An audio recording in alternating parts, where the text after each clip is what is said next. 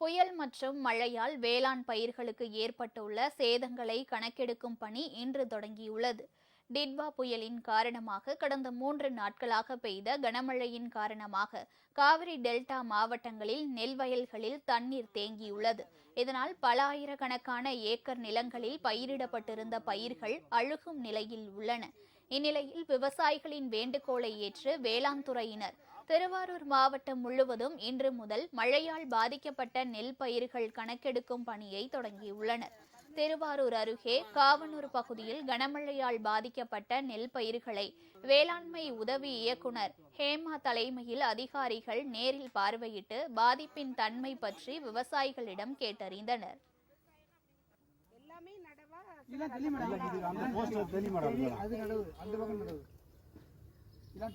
இது மட்டும் தெரியல, பாக்கி எல்லாம் நடவு. சார் மழை இல்லைன்னா எத்தனை நாள்ல வடியும்?